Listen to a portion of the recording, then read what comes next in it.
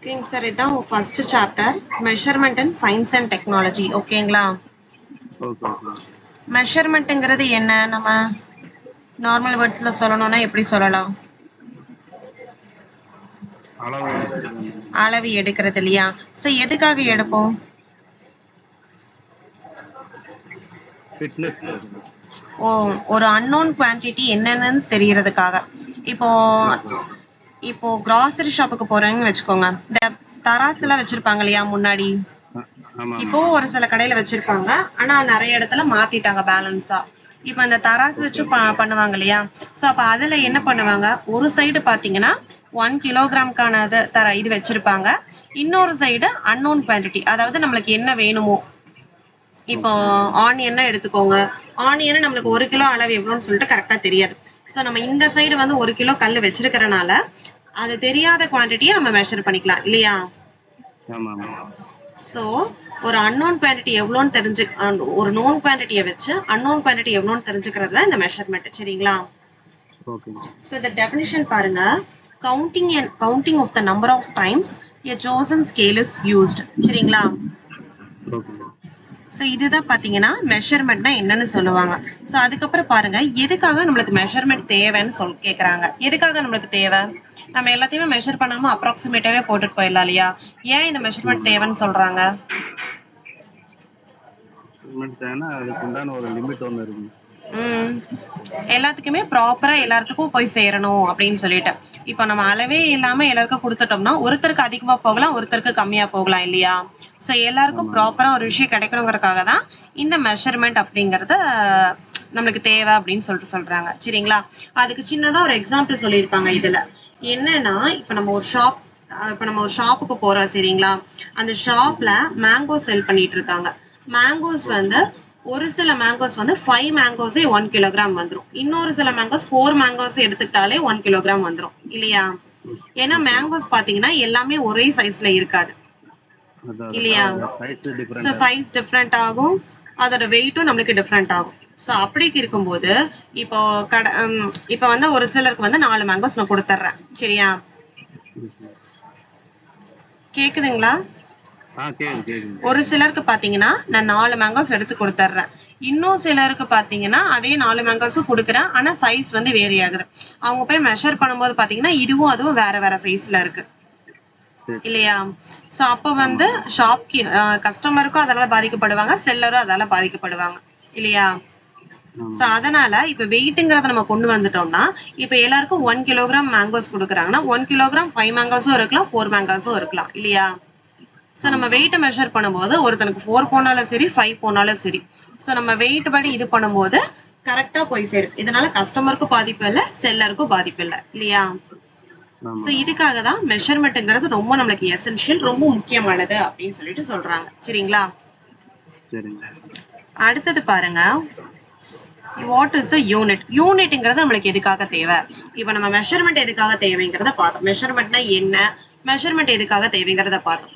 இந்த இடத்துல யூனிட்னா என்னன்னு சொல்லி பார்க்க போறோம். சரிங்களா? யூனிட்ங்கிறது இப்ப நம்ம நம்பர்ஸ்ல என்ன வேணாலும் சொல்லலாம், 100, 200 அப்படின்னு சொல்லிட்டு. ஆனா அது மீட்டரா, கிலோமீட்டரா, இல்ல கிலோகிராமா அப்படிங்கிறது யூனிட்டை வச்சுதான் சொல்ல முடியும் இல்லையா? வெறும் நம்பரை மட்டும் சொன்னோம்னா அது நம்மளுக்கு என்னன்னு புரியாது. இப்ப நான் ஒருத்தருக்கு கால் பண்றேன். சரிங்களா? ஒருத்தருக்கு கால் பண்ணி அவங்க ஒரு பர்டிகுலர் டிஸ்டன்ஸ்ல வெயிட் பண்றாங்க. இப்ப அவங்களுக்கு என்கிட்ட சொல்றதுக்கு நான் ஒரு 100 டிஸ்டன்ஸ்ல இருக்கேன் அப்படின்னு சொல்லிட்டு வெறும் நியூமரிக்கலா மட்டும் சொல்லிட்டாங்கன்னா எனக்கு புரியுமா? புரியாது. நான் மீட்டர் டிஸ்டன்ஸ்ல இருக்கேனா, இல்ல ஃபீட்ல இருக்கேனா, இல்ல கிலோமீட்டர் டிஸ்டன்ஸ்ல இருக்கேனான்னு சொன்னாதானே புரியும், இல்லைன்னா புரியுமா? புரியாது இல்லையா? சோ அதுக்காக தான் வெறும் நியூமரிக்கல் மட்டும் யூஸ் பண்ணக்கூடாது, மீட்டரா கிலோமீட்டரா என்னங்கிறத சொல்லணும். அதோட தேவையும் ரொம்ப முக்கியம் அப்படின்னு சொல்லிட்டு யூனிட் முக்கியத்தை பத்தி சொல்லியிருப்பாங்க. சரிங்களா? அந்த யூனிட் எப்படி இருக்குன்னா, value of physical quantity is equal to numerical quantity into unit அப்படின்னு சொல்றாங்க. சோ இதுல வேல்யூ ஆஃப் பிசிக்கல் குவான்டிட்டிங்கிறது நம்ம என்ன எடுத்திருக்கோமோ அது. சரிங்களா? இந்த நியூமரிக்கல் குவான்டிட்டிங்கிறது 100 50 சொல்றோம் இல்லையா? அது யூனிட்ங்கிறது பார்த்தோம்னா நம்ம மீட்டரா கிலோமீட்டரான்னு சொன்னோம் இல்லையா? அதுதான் யூனிட். ஓகேவா? இந்த யூனிட் டெஃபினிஷன் பாருங்க. A unit is a measure, device or a scale in terms of which we make physical measurement. சரிங்களா? இந்த யூனிட்ங்கிறது ஒருவேளை லிக்விட் ஐட்டம்ஸா இருந்துச்சுன்னா லிட்டர்ல இருக்கலாம். சரியா? ஒருவேளை சாலிட் ஐட்டம்ஸா இருந்துச்சுன்னா இப்ப நம்ம கடையில போய் மசாலாஸ் எல்லாம் வாங்குறோம் இல்லையா, அதை வந்து எதுல நம்ம சொல்லுவோம், எதுல கேட்போம், எந்த யூனிட்ல கேட்போம்? கிராம், கிலோகிராம் கணக்காவும் வாங்கலாம். சோ இந்த மாதிரி கேட்பாங்க. சரியா? சோ இதுதான் பாத்தீங்கன்னா யூனிட். அதுக்கப்புறம் பாத்தீங்கன்னா கேரக்டரிஸ்டிக்ஸ் ஆஃப் யூனிட். யூனிட்ங்கிறத நான் இப்படிதான் இருக்கணும்னு சொல்லியாச்சு. சரியா? இதுக்கு வந்து பாத்தீங்கன்னா ஒரு 3 கேரக்டரிஸ்டிக்ஸ் இருக்குன்னு சொல்றாங்க. என்னன்னு பாத்தீங்கன்னா ஒன்னு ரெலவெண்டா இருக்கணும், இன்னொன்னு கன்வீனியன்டா இருக்கணும், இன்னொன்னு வெல் டிஃபைன்டா இருக்கணும்னு சொல்றாங்க. சரிங்களா? 3 விஷயம் சொல்றாங்க. இப்ப இந்த 3 விஷயம் என்னன்னு சொல்லி பார்க்கலாமா? ரெலவென்ட்ங்கிறது என்னன்னா, இப்ப நம்ம டிஸ்டன்ஸ், இப்ப நீங்க எவ்வளவு டிஸ்டன்ஸ்ல இருக்கீங்க அப்படின்னு கேட்டோம்னா நம்ம எதுல சொல்லுவோம்? மீட்டர்ல இருக்கும்னு சொல்லுவோம். மீட்டர்ல இத்தனை மீட்டர்ல இருக்கும், இல்ல இத்தனை கிலோமீட்டர்ல இருக்கும்னு சொல்லுவோமா? இல்ல நான் இத்தனை கிலோகிராம் தூரத்துல இருக்கேன், இத்தனை கிராம் தூரத்துல இருக்கேன்னு சொல்லுவோமா? கிலோமீட்டர் மீட்டர்னு தானே சொல்லுவோம்.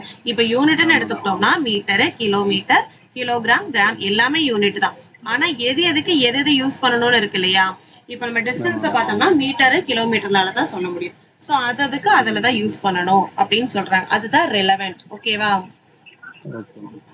அதுக்கப்புறம் பாத்தீங்கன்னா கன்வீனியன்டா இருக்கணும், வெல் டிஃபைன்டா இருக்கணும். இந்த கன்வீனியன்ட், வெல் டிஃபைன்ட் அப்படிங்கிறது என்னன்னா, இப்ப நான் கோயம்புத்தூர்ல இருந்து சென்னை வரைக்கும் போறேன்னா எனக்கு இவ்வளோ கிலோமீட்டர் தூரம் இருக்குன்னு சொல்லுவேன்னா, இவ்வளோ மீட்டர் தூரம் இருக்குன்னு சொல்லுவேன்னா, எதை சொன்னா உங்களுக்கு ஈஸியா புரியும்? இவ்வளவு கிலோமீட்டர் தூரத்துல இருக்கேன்னு சொன்னாதான் புரியும். ஆனா அதை என்னால என்ன பண்ண முடியும்? மீட்டர்லயும் என்னால சொல்ல முடியும் இல்லையா? என்னால எதுல வேணாலும் சொல்ல முடியும். ஆனா எதுல சொன்னா எல்லாருக்கும் ஈஸியா புரியும்? கிலோமீட்டர்ல.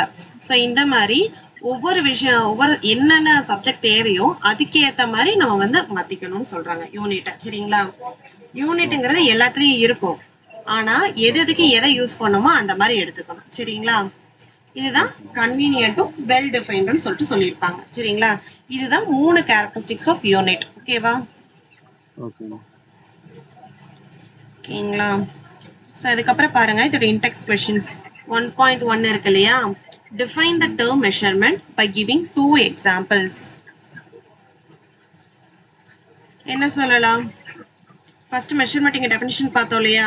இதுதான் வரும். Measurement may be defined as counting of the number of times a chosen scale is used. சரிங்களா? இது எழுதிட்டு மெஷர்மென்ட்க்கு ஒரு 2 எக்ஸாம்பிள்ஸ் மட்டும் நீங்க எழுதிக்கணும். ஓகேங்களா? அடுத்தது பாருங்க செகண்ட் क्वेश्चन. உங்களுக்கு நான் இந்த PDF சென்ட் பண்ணிடுவேன். ஓகேங்களா? சென்ட் பண்ணிடுவேன். இந்த நம்ம ஒவ்வொரு லெசன் கம்ப்ளீட் பண்ண அந்த இன்டெக்ஸ் क्वेश्चंस மட்டும் நீங்க எழுதிட்டு வர மாதிரி இருக்கும். சரிங்களா? நோட்ல உங்களால மெயின்டைன் பண்ண முடியலையா நோட்டோ எழுதுறது? இல்ல மெயின்டைன் பண்ணிக்கலாம். ஓகேங்க சார். நான் வந்து ஒவ்வொரு லெசன் கம்ப்ளீட் பண்ண அதோட இன்டெக்ஸ் क्वेश्चंस நீங்க எழுதிடணும். கடைசியா பாத்தீங்கன்னா டெர்மினல் क्वेश्चंस இருக்கும். சரிங்களா? அதையும் கம்ப்ளீட் பண்ணிருக்கணும். இன்டெக்ஸ் क्वेश्चंसக்கு பாத்தீங்கன்னா இந்த லெசன் யூனிட் கம்ப்ளீட் ஆகுதுன்னா அதுக்கு பின்னாடியே அதோட ஆன்சர்ஸ் இருக்கும். சரிங்களா? அதையும் ஒரு டைம் ரெஃபர் பண்ணி எழுதிக்கணும். பாருங்க. இப்போ அதோட ஆன்சர் பாத்தீங்கன்னா இங்க இருக்கும். ஓகேங்களா?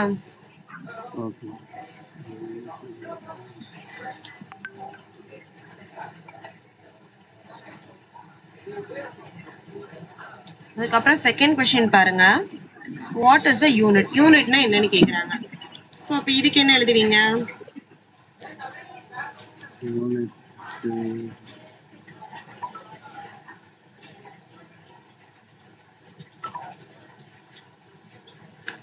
இங்க இருக்கு பாருங்க. A unit is a measure, device or a scale in terms of which we make physical measurement. இதை எழுதிட்டு இந்த வேல்யூ ஆஃப் பிசிக்கல் குவான்டிட்டிங்கிறது இப்படிதான் இருக்கணும் அப்படின்னு சொல்லிட்டு எழுதணும். சரிங்களா? அதுக்கப்புறம் பாருங்க list the essential characteristics of unit. நம்ம characteristics of unit எவ்வளவு படிச்சோம்? 3 படிச்சோமா? ஒன்னு ரெலவெண்டா இருக்கணும், கன்வீனியன்ட்டா இருக்கணும், அப்புறம் பாத்தீங்கன்னா வெல் டிஃபைன்டா இருக்கணும். இந்த 3 தான் படிச்சிருக்கோம். சரிங்களா? சோ அதுக்கப்புறம் பாருங்க how did our ancestors make measurements? நம்ம ancestors முன்னோர்கள்லாம் இருப்பாங்க இல்லையா? நமக்கு முன்னாடி இருந்தவங்க.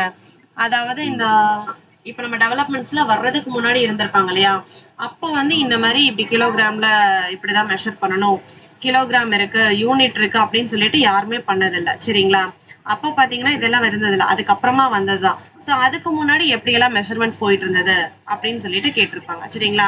அதுக்கு முன்னாடி என்ன பண்ணிருப்பாங்க? அதுக்கு முன்னாடி நம்ம ஹியூமன் பாடி பார்ட்ஸையே வந்து மெஷர்மெண்ட்டுக்கு யூஸ் பண்ணிருப்பாங்க. இப்ப கூட பாத்தீங்கன்னா பூ வந்து 1 முழம்னு சொல்லிட்டு கையில தான் அளந்து கொடுத்துட்டு இருக்காங்க இல்லையா? இப்ப வரைக்கும் அப்ப இருந்து இப்ப வரைக்கும் அது மட்டும் இருந்துட்டு இருக்கு. ஆனா முன்னாடி பாத்தீங்கன்னா இந்த டிஸ்டன்ஸ் மெஷர் பண்றதுக்கு எல்லாத்துக்குமே பாத்தீங்கன்னா அவங்க பாடி பார்ட்ஸ் தான் யூஸ் பண்ணிருப்பாங்க. சரிங்களா? சோ அப்படி யூஸ் பண்ணும்போது என்னென்ன டிஃபெக்ட்ஸ் அவங்க ஃபேஸ் பண்ணிருப்பாங்க?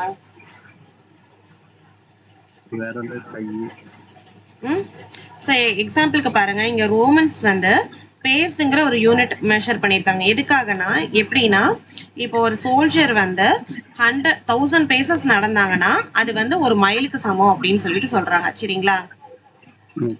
அதாவது ஒரு சோல்ஜர் 1000 பேசஸ் முன்னாடி நடந்து போனாங்கன்னா அது வந்து 1 மைல் தூரம் அப்படின்னு சொல்லிட்டு சொல்றாங்க. இப்படி மெஷர் பண்ணும்போது அவங்களுக்கு என்ன ப்ராப்ளம் ஃபேஸ் ஆகும்? என்ன ப்ராப்ளம் அரைஸ் ஆகிருக்கலாம்?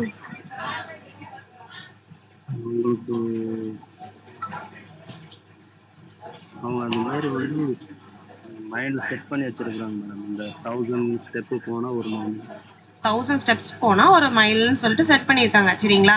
சோ இப்படி பண்ணும்போது அவங்க என்ன டிஃபெக்ட்ஸ் ஃபேஸ் பண்ணிருப்பாங்கன்னு சொல்லிட்டு கேக்குறேன்.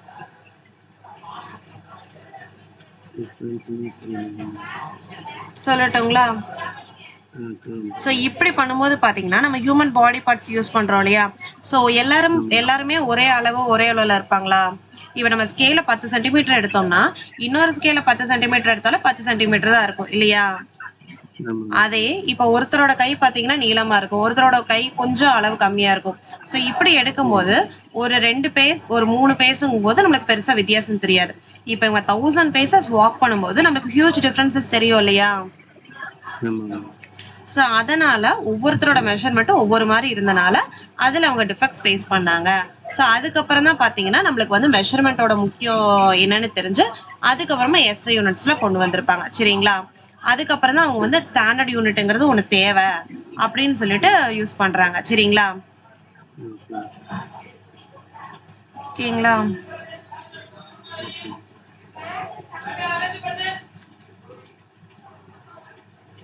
சரி, ஓகேங்க. இன்னைக்கு வந்து நம்ம மெஷர்மெண்ட்னா என்னன்னு பார்த்திருக்கோம். சரிங்களா? மெஷர்மெண்ட்னா என்னன்னு பார்த்திருக்கோம், மெஷர்மெண்ட் எதுக்காக நம்மளுக்கு தேவை, அதுக்கப்புறம் பாத்தீங்கன்னா யூனிட்ங்கிறது என்ன, யூனிட்ங்கிறது எப்படி இருக்கணும் அப்படின்னு சொல்லிட்டு பார்த்திருக்கோம். சரிங்களா? அதுக்கப்புறம் கேரக்டரிஸ்டிக்ஸ் ஆஃப் யூனிட்ங்கிறது 3 வார்த்தை சொல்றாங்க. ஒண்ணு ரெலவெண்டா இருக்கணும், வெல் டிஃபைன்டா இருக்கணும், அதுக்கப்புறம் பாத்தீங்கன்னா கன்வீனியன்டா இருக்கணும் அப்படிங்கறத 3 டேர்ம்ஸா சொல்றாங்க. சரிங்களா? அதுக்கப்புறம் நம்ம ஆன்செஸ்டர்ஸ்லாம் மெஷர்மெண்ட்ஸ் யூஸ் பண்ணியிருப்பாங்க. ஸோ அந்த மெஷர்மெண்ட்ஸ் அப்படியெல்லாம் யூஸ் பண்றதுனால அவங்க என்ன ப்ராப்ளம் ஃபேஸ் பண்ணாங்க அப்படிங்கிறத பார்த்தோம். ஸோ அவங்க ப்ராப்ளம் ஃபேஸ் பண்ணனால தான் நம்மளுக்கு ஒரு ஸ்டாண்டர்டான ஒரு யூனிட் தேவை அப்படிங்கிறத கொண்டு வந்தாங்க. சரிங்களா? ஸோ அதுக்கப்புறமா பார்த்தீங்கன்னா அதுக்கப்புறம் வர லெசன்ஸ்ல இந்தியன் மெஷர்மெண்ட் சிஸ்டம்ஸ் பத்தி பார்ப்போம். நம்ம ஃபர்ஸ்ட் பிரிட்டிஷ் வர்றதுக்கு முன்னாடி என்ன யூஸ் பண்ணிட்டு இருந்தோம், அதுக்கப்புறம் மெடிவல் பீரியட்ல என்ன யூஸ் பண்ணிட்டு இருந்தோம் அப்படின்னு சொல்லிட்டுலாம் பார்ப்போம். அதுக்கப்புறமா எஸ்ஐ யூனிட்ஸ், டிரைவ்ட் யூனிட்ஸ் பார்ப்போம். சரிங்களா? அதோட இந்த மெஷர்மெண்ட் சாப்டர் வந்து கம்ப்ளீட் ஆயிரும். சரிங்களா? நெக்ஸ்ட் கிளாஸ்ல பாத்தீங்கன்னா இந்த ஹோல் கிளாஸுமே கம்ப்ளீட் பண்ண பாத்திரலாம். சரிங்களா? இன்னைக்கு வந்து நீங்க என்ன பண்றீங்கன்னா இந்த இன்டெக்ஸ் மெஷின்ஸ் 3 இருக்கு இல்லையா, இதை கிளாஸ் ஒர்க்ல காப்பி பண்ணிட்டு எழுதிக்கோங்க. நான் உங்களுக்கு பிடிஎஃப் வந்து சென்ட் பண்றேன். ஓகேவா? இது வரைக்கும் ஃபுல்லா படிச்சு பாத்துக்கோங்க. சரிங்களா? இது வரைக்கும் படிச்சுட்டு வந்திருக்கணும். சரிங்களா? புக் பேக் மட்டும் தான் கேட்பாங்கன்னு இல்லை, என்ஐஓஎஸ் பொறுத்த வரைக்கும் உங்களுக்கு வந்து நார்மலா உங்களுக்கு கொஸ்டின் கேட்டாலே உங்களுக்கு அதை ஃப்ரேம் பண்ணி ஆன்சர் எழுதுற மாதிரி தெரிஞ்சிருக்கணும். ஓகேவா?